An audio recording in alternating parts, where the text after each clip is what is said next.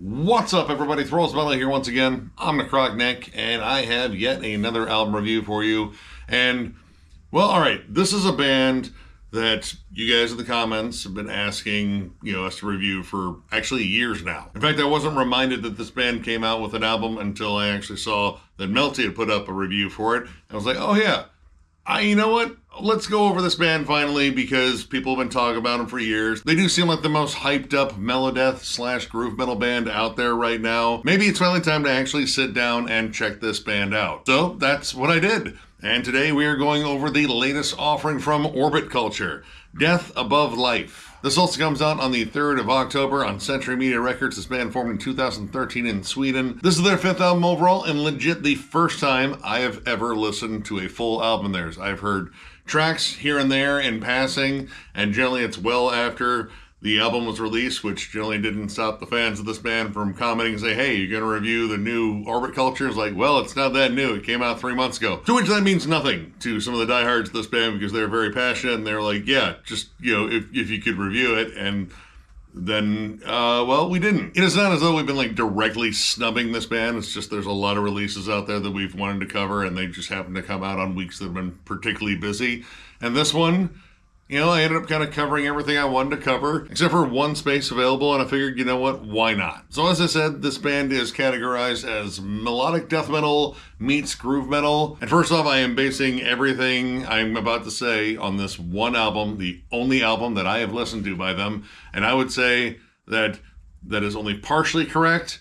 And I'm also going to say that with all the hype that this band has been getting over the last few years, I don't get it. Listening to this album multiple times, I have yet to find something that has grabbed me the way that it has grabbed some of its most passionate fans. Now, I did not go into this album with heightened expectations or lowered expectations. I just went in kind of blind, all right, let's see what these guys are about. And throughout the course of this 53-minute album, it's kind of a slog fest, honestly. It does get off to a pretty decent start with Inferna. You get big, heavy staccato riffs, lots of galloping drums. The vocals, you get kind of a two-tiered, kind of harsh to almost clean sort of delivery. The roars are very well pronounced. Honestly, this dude's roared vocals remind me a lot of Joe Bad from Fit for an Autopsy, which that's not the only comparison I'm going to make to Fit for an Autopsy on here. But when it comes down to the riff syncopation with the drums and just the overall writing style, I hear a lot of stuff that's similar to Fear Factory, Strapping Young Lad, maybe even a little bit of Cybreed. It's just heavy staccato riffing with, kind of genty breakdowns. This honestly kind of sounds like, if a gent band decided to do a more melodeath / groove metal centric song. They stripped out a lot of the polyrhythms and kind of went for just a good 4/4 time rhythm with a little bit of double kick play. The song had a decent breakdown, and honestly, this wasn't too bad of a song. And then, well, the rest of the album happened, and this is where I feel I don't know, this band may be going through a bit of a change because I don't remember the singles that I heard before from years ago sounding like this, because there's a lot of stuff on here that just sounds, kind of like stock groove metal, stuff that you would associate with bands like Light the Torch, Devil Driver, and as much as I hate to say it, Five Finger Death Punch. I'm sure the lyrics are infinitely smarter than Five Finger Death Punch. I detected nothing on here about stroking off a cop or wearing a mask at Walmart or telling a circuit court judge to eat your butt because it was your right as an American to be at Applebee's at, 10 p.m. drunk out of your mind screaming for a promotional deal that expired last year. But this is where you kind of get to the core of this album sound, which is just a lot of these heavy stomped grooves, syncopated chugs, very repetitious riffing, and trying to go for a more chorus-centric, almost arena metal style. Songs like Bloodhound, Inside the Waves, Hydra, and Nerve. I mean, these are kind of just straightforward little chugathons that really don't have any character, but where they've kind of hollowed out that section where there should be character, they've built an arena for them to practice syncing up all these breakdowns and riffs and stomps and yes to pyrotechnics and different lighting arrangements. That is kind of what I feel this album is shooting for. These want to go for like, you know, big fist pumping anthems, but there's just not much to them. There's not much character to them. And they're still kind of hanging precariously on whether they want to like push to the fully mainstream, very accessible side, or still retain a lot of like heavy, you know, I wouldn't call it like death metal roots, but like more extreme metal roots. Inside the Waves kind of like parries back and forth between, you know, roared, more deathcore centric vocals to these, I mean, almost kind of like Linkin Park like choruses. But the way the song is set up, it favors the chorus. It favors the chorus big time as it leads in with the chorus, closes out with the chorus, and you usually get a bunch of chorus in between there. In fact, like the verses are very small. And in terms of bridges, generally the bridges feel like they're kind of shortened down. It's just kind of a stock breakdown moment, and then it is right back to the chorus. To me, that's a songwriting style that is definitely geared towards, you know, repetition, a hook, a more accessible sound overall. It's not trying to experiment. It's not trying to dazzle you with any like technical play. It's just getting right down to the root. And sometimes they strip it down to the point where like, it's just kind of barren. Hydra in particular. The song sounds like if like the WWE cloned Gojira and instead of blood, they just fucking pumped Monster energy drink through their fucking bodies and just made them write this butt rock chugathon. The song dick rides both Gojira and Metallica circa the Black Album at the same time, which that's gotta be hard on their hips. It's a straightforward stomp chug with a very basic riff. It has, you know, again, like the arena fist pumping moments.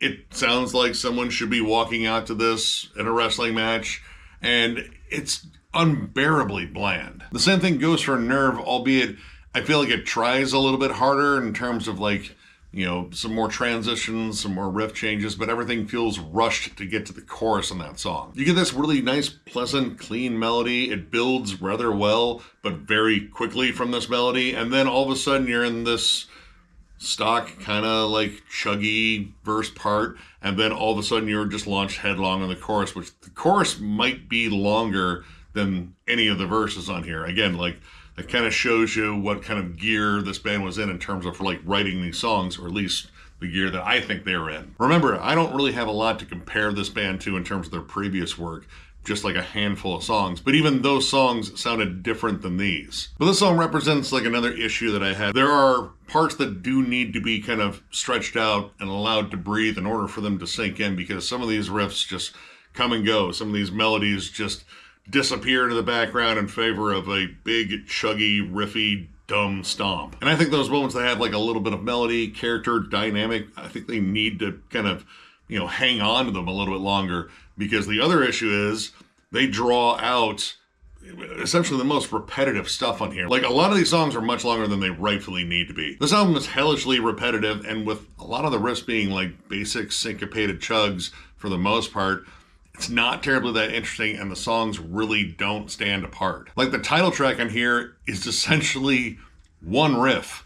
One riff with like a dumb stutter at the end of like a pick slide to kind of give it an accent. But outside of that, it's just an open chord chug, a basic Lars Ulrich fucking stomp, some growled vocals, and then you get like a melodic strummed end, and they repeat that last riff again. And then you just forget about it, I assume. That should be the next step involved in that song, because there's nothing particularly memorable about it. The songs that I did find more memorable on here were songs that definitely like had more dynamics to them. They expanded their sound a little bit. The Storm in particular, I thought was a pretty decent song. This is probably the first one where I really heard a lot of their melodeath influences. There's some really nice tremolo melodies on there, and they kind of do a give and take between that and like, you know, another syncopated open chug kind of section, but at least it's a little bit different. It's like this weird hybrid between like a Monomarth and, I don't know, maybe Static X circa Machine. By the time I got down to like Neural Collapse, I was almost completely checked out, because at that point I just heard the same chugathon, the same stomping pattern, the same syncopation, the same two-tiered vocals where, you know, the cleaner of the vocals did the chorus and the chorus was drawn out, but this chorus in particular just did not hit at all. And to its credit, the last track, The Path I Walk, is I mean, it's different, at least. It's, I guess a ballad, power ballad, growled ballad. I don't know. It's like atmospheric guitars. There's like a steady build to it. Like it does get more intense. And this definitely favors the cleaner vocals, because the clean vocals aren't necessarily like super clean. They still have like a bit of a roar to them, but there's a bit more restraint with them, so he can build up into like some slightly bigger growls. And honestly, it kind of sounds like a combination of like Bryan Adams slowly morphing into James Hetfield and then morphing back into Bryan Adams. And the song itself kind of has like a post-metal build where it starts building in layers. It gets gradually more intense. And then, unlike a post-metal song where it would go into a next giant movement and continue building, the song just drops off into strings and then quietly disappears. And at that point, almost 54 minutes has gone by. And it was a very long, very arduous 54 minutes. I was initially kind of excited about like the production. This was mixed, mastered, and produced by Buster Odelholm of Vildiarta and Humanity's Last Breath. He generally does a great job with like big, dark, menacing production. It's generally a little bit on the overproduced side, but he usually does a really solid job. And on here, I don't know, like there's not enough atmosphere in here to make this sound dark and menacing. So it just sounds open and very overproduced. Like where the sound effects come in, they feel extra loud. The drums sound very processed. The guitars, yeah, no, they're heavier than hell. But in terms of the riffs on here, a lot of them are just kind of dull. Now, again, I have not heard any of their other stuff, so I don't know if they've always sounded like this or this is like a big shift in their sound. But if they sounded, I don't know, better than this before, I would be kind of let down by this. But since I had no expectations going into this, I'm just kind of standard disappointed with this, because as much as this was hyped up, I just don't get it. There's not much to this in terms of like, you know, flashy songwriting or like memorable riffs or melodies. Like this sounds like a heavier band trying to become more mainstream, but they don't have like the hooks for it. Like I feel like a lot of this was modeled after Gojira's success in terms of like how they've expanded their sound and became more accessible, but still maintained a good heavy edge. You can make the same argument from this, but I don't think the songs are nearly as interesting. But the songs, at least in my opinion, are just not here. Like, I don't know, there's nothing on here that really jumped out at me that I thought was catchy. In fact, too much of it reminded me of stuff that I just kind of don't like in metal. So overall, I'm going to give this 2 stars, and that's not the strongest 2. I feel like there was potential in some of this stuff. Like, I do think The Storm was a pretty decent song. The Tales of War and Inferna, I think, were also pretty good, but the rest of this, it just feels like stock arena metal. A lot of the same syncopated chugs that you would hear on, God, again, like Five Finger Death Punch albums, even Disturbed albums. Like this kind of has some of those like standard chugs. Granted, they're a little bit more aggressive and you get a little bit more, you know, drum syncopation. But in terms of the vibe and the feel of them, yeah, these sound like they were meant for like, you know, Rocklahoma and shit like that. Again, I feel like this might be a transitional album. I haven't listened to all their other stuff to really compare it, but again, the few songs that I've listened to from this band before versus almost everything I heard in this album, there's a notable difference. But from what I gather, their last album or the album before that really did like kind of like break some ground and did kind of like bolster them in terms of a level of popularity. And I suppose it's only natural to chase the sound that made you popular, but I feel like they chased it too hard and too long and ended up with a lot of very samey songs in here. Now that's just my opinion. If you love this album and love this band, you know, by all means keep jamming them, support them, all that shit. Since this was my first experience with one of their albums, I might be a little bit hesitant, you know, in terms of like going back and listening to more of their stuff, but eventually I might. But yeah, if you're a big fan of Gojira, Fit for an Autopsy, like Static X and Disturbed too, I'd kind of throw those in there. Fear Factory, you know, maybe a little bit of Cybreed if anyone remembers that band. Stuff like that, maybe a little bit of Trivium too.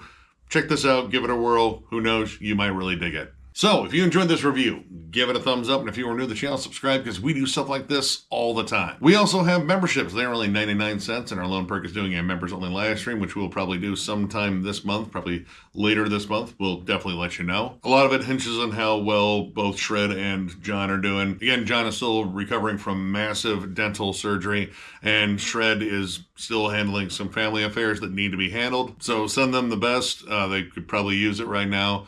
Either way, membership's the main way to support the channel, and there is a join button down there for you to hit and smite and punch and drop an elbow on. Who knows? You can do whatever the hell you want to it. There are no rules. And of course, thank you guys so much for liking, subscribing, following all of the stuff that makes this channel grow. We absolutely appreciate the living shit out of you guys. It's been amazing doing this all these years. While the guys are working on like their personal stuff, I'm working on throwing some more videos out there, some different topical ones, even some ones I haven't done in a while just because I kind of miss doing them. But yeah, you guys absolutely roll. One more big thank you, because you guys are awesome, and we will catch you later.